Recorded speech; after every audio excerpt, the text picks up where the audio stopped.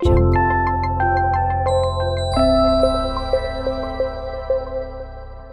what a great selection of lectures this evening. Way to go, Dad.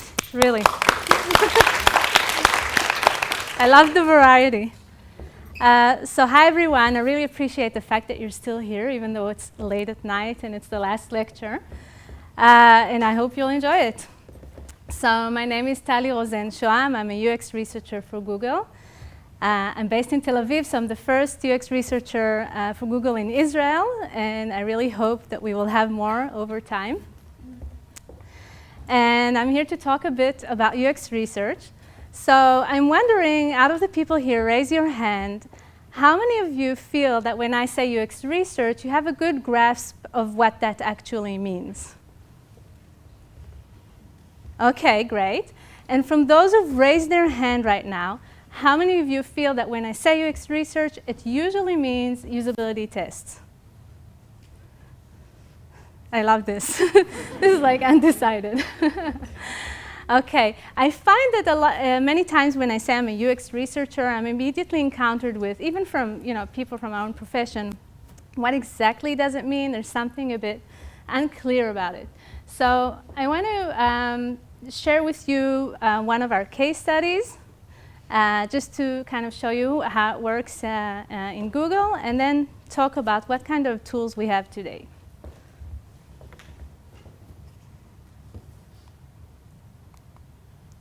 Okay, so just a few words about UX research. There's a few ways to think about UX research. Some people think of it in terms of the kind of information you're trying to collect about your users. So you have quantitative information, like analytics and logs, and then you have qualitative information, which you collect during interviews and observations. Another way to think about it is about what are you trying to look at? Are you trying to hear what people say about a certain something that you're researching, or you want to look at what they're doing? Each one of these, of course, calls for different types of methods and tools. And my personal favorite is to think of UX research in terms of formative research versus evaluative research. So when I say formative research, I'm talking about research that's done before you actually decide what your product is. So that's a concept that usually doesn't really fly. I mean, many times there's an idea for a product, and the work starts on the product, and then we kind of end up mainly usability testing our designs. And so formative research is one step before, is going out to the field and exploring the problem space. I mean, we have an idea of what we're trying to address, right? But only by going out into and exploring that workspace is our real chance to find those challenges, and discover those needs, those underlying needs that haven't been answered yet. Because when you want to design a product, you want to offer a solution for a problem. You don't want to just design a product because someone thought it would be a good idea. Evaluative research is once you have already made that design. You made that decision as to what exactly you want to solve. And then you can explore different solutions and use things like usability tests to test your designs and see if those answer the original problem you were looking at. So going on to our case study, those of you who have Android devices, please take them out. No iPhone yet, sorry. Okay, open up your Drive app, Google Drive app. You all have it.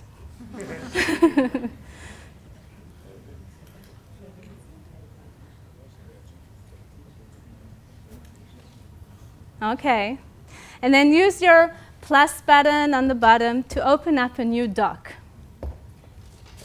If you have never done this before, this will be your first time. Okay, now that you have a new doc, go to the menu on the top right. Don't get excited, everything is okay. New doc. Go to the menu on the top right and select Research. Okay, you have now opened the Research Assistant. Now, say you want to write something about, I don't know, UX research. Type in UX research, either in your doc or in the assistant, and just hit search. So what everybody's looking at, and let me just explain to the people who don't have Android devices. What you're looking at is a feature that was launched a month ago, part of the doc suite.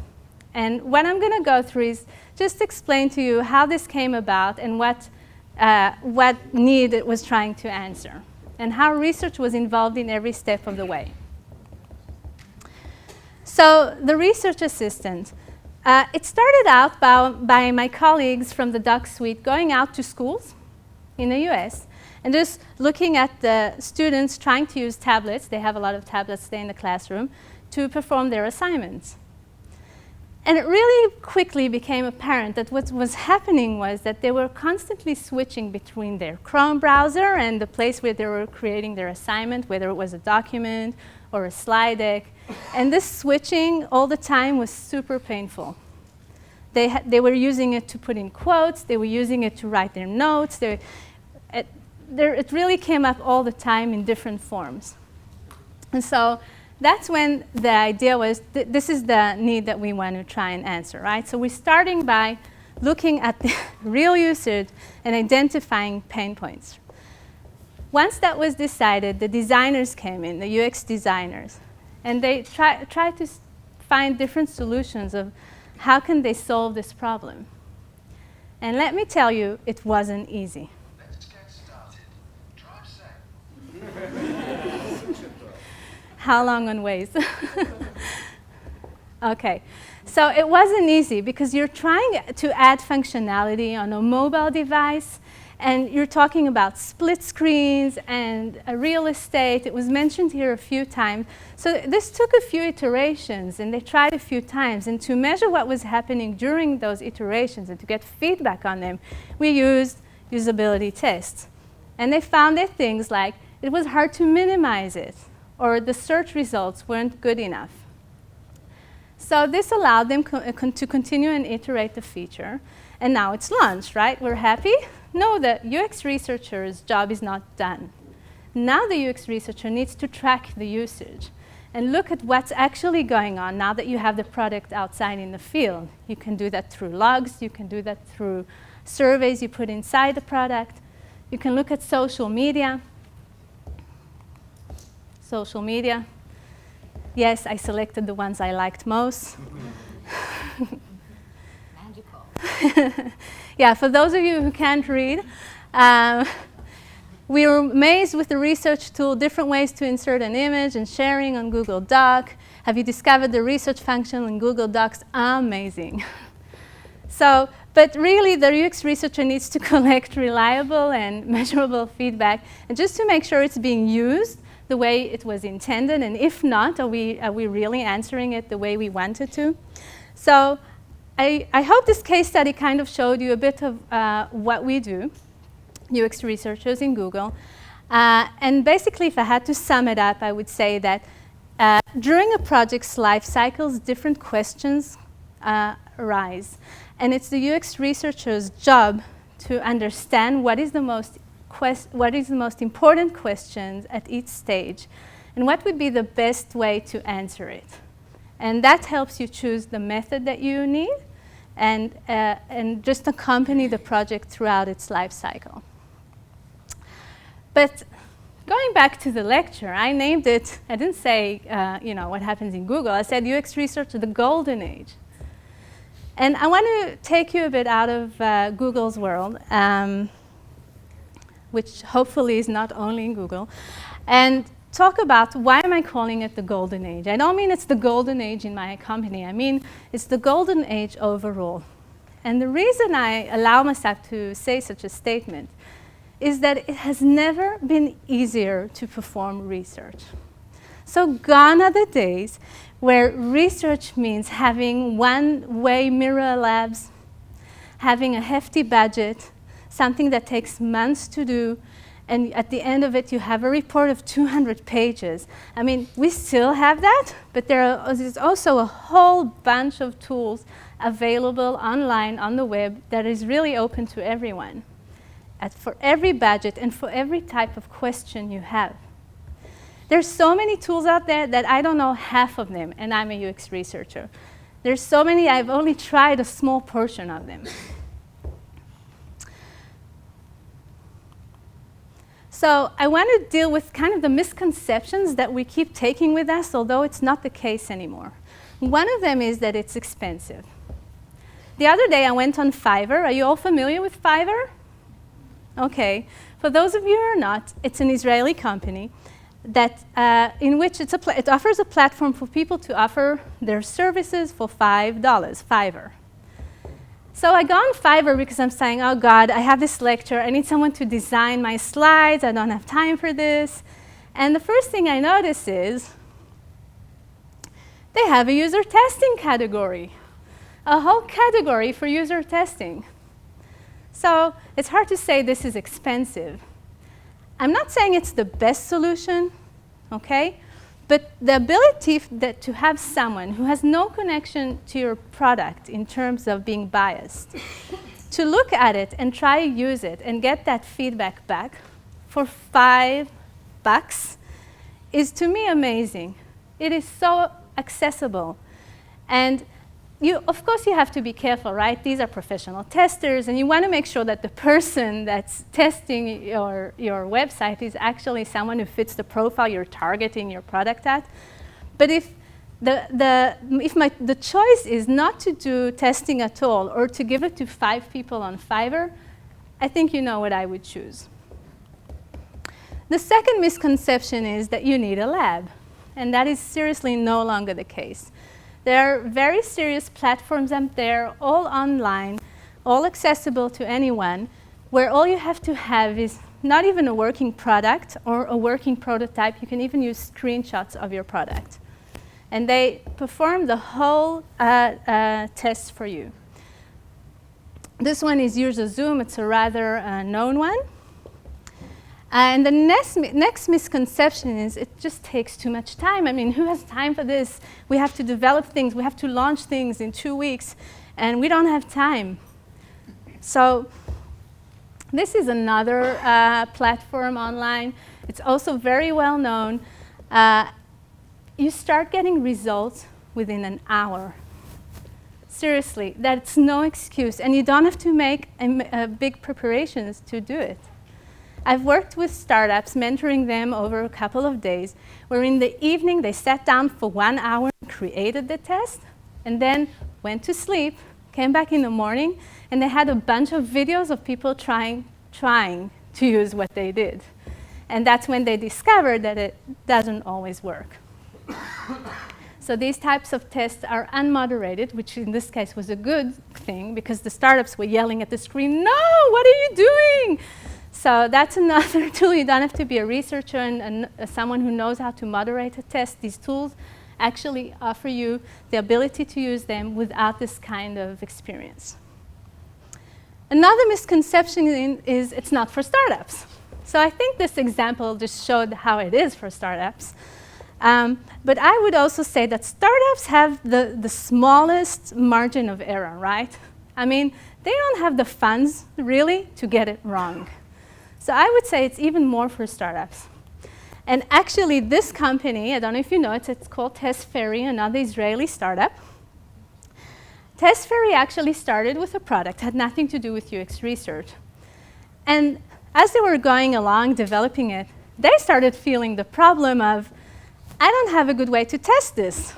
And so they pivoted, and they changed themselves into a company that offers testing tools. So both QA, but also UX testing tools. And again, you get videos. This is very much targeted at apps and mobile. Another misconception is it's super complicated. How are you? Yeah, you want to come and try something out? I didn't prepare him from this.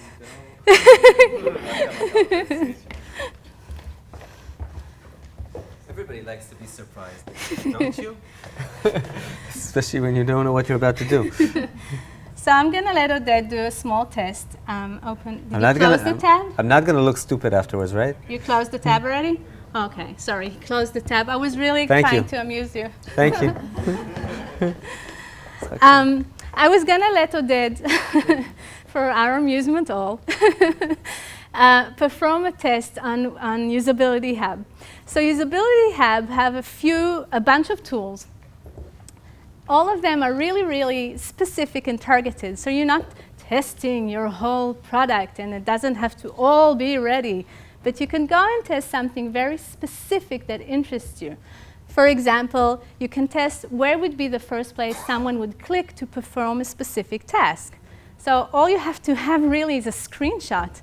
It really doesn't have to be something working yet, right? You define the task, where would you click to do X, and just send it out,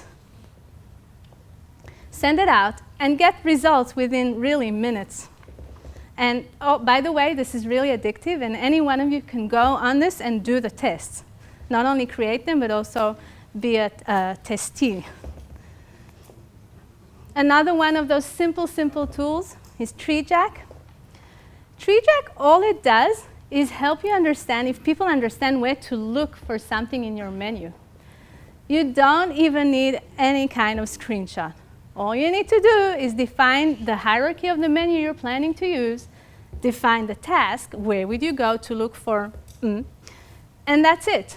And then see if people get it or don't. Did you organize it properly? So I would hardly call this complicated. Another one we hear a lot is I can't find participants. So there's the serious way of using companies like Ethnio. All they do is help you find participants. This is a bit more costly, but today, one of Tali Sharon's, who is a senior UX researcher in Google, one of the things he teaches startups in workshops is how to find participants on social media. So you'd be surprised, but social media allows you, A, to target the users you're looking for. For example, I'm looking for teenage girls in the US. There's so many groups in Facebook that are for teenage girls in the US. Things like sites, groups about popular figures, popular singers. You can really target your audience. And then you'd be even more surprised when you call out and say, hey, are you willing to answer my survey? Are you willing to be interviewed for 10 minutes? They actually respond positively. And that doesn't cost anything. And so let's say I've convinced all of you, and you're like, yeah, I'm going to try and use this, but I'm not really sure where to start. So these are a couple of resources I recommend to just do a really good job of kind of organizing the tools that are out there right now and how you would use each and every one of them. Okay, I'll wait a minute because everybody's taking a picture.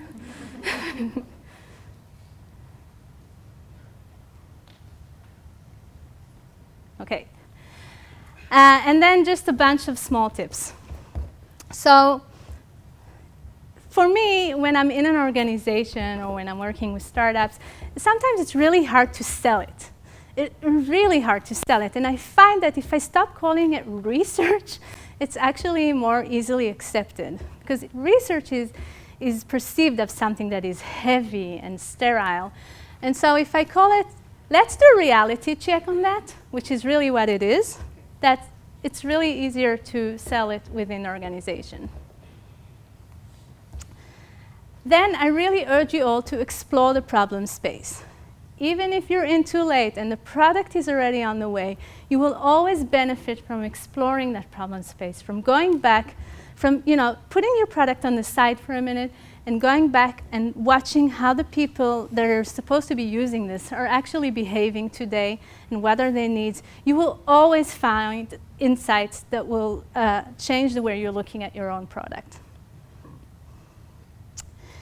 That will help you to identify the challenges. And once you've done that and you've tried your designs, you want to test them. And you can use all these tools I've just shown you, and I think at least like 50 or 60 more tools that exist out there to test that design. And once you're done testing your design, test it again. Because testing should be about iterations. And so that's it.